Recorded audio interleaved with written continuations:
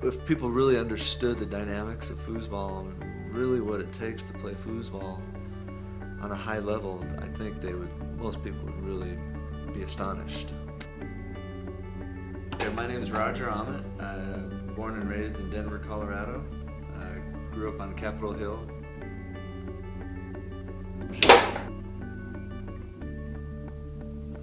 In the late 70s, actually, about 1977, I was 14 years old. Of course, 78, 15. Todd Lafredo, I believe, won a doubles or a singles world championship in 77, 78 with Gil Jackson. I believe that's correct. I was basically just getting started at that time. I played a lot at Celebrity Sports Center, Funway Freeway in Cinderella City. They had 20, 30, 40 tables, lots of people. It was always packed. I mean, you could barely get in there and play. It was so packed. It was the 70s, so, you know, the black light and the posters, it was kind of cool.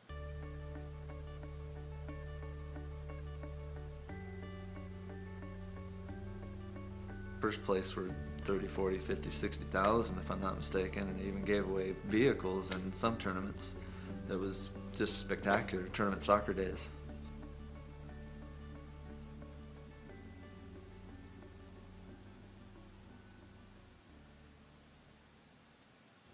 So if anybody, I probably tried to emulate Tom Spear's game in a lot of different ways.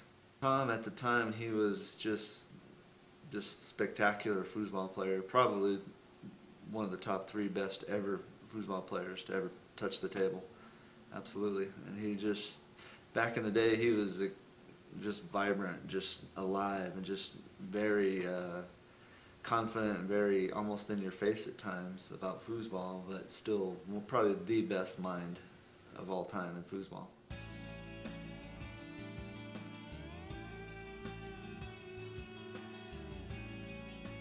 Some of the future stars of the game, I'd have to say, players like that I can think of off the top of my head that are fairly young and from the Colorado area. One would be Ross Lancey, Ryan Napton.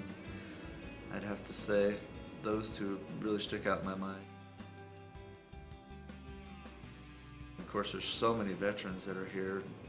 Steve Steiner, I mean, there's Daniel Lueras, who's from New Mexico, has actually come to Colorado and just really improved and become a great player. Of course, we still have, there's so many up-and-coming good players here.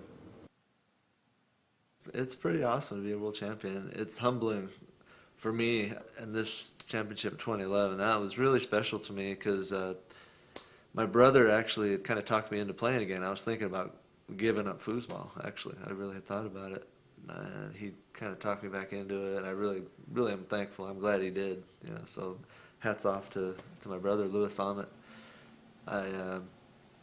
So no, it was very special. It was powerful. I was talking to Phil Washam after the World Championship, and it was kind of setting in a little bit. And he was face to face talking, and I had tears kind of coming out of my eyes, and he was looking at me. You know, and he said, you know, you deserve it. He said, you're a great player. I really would like to see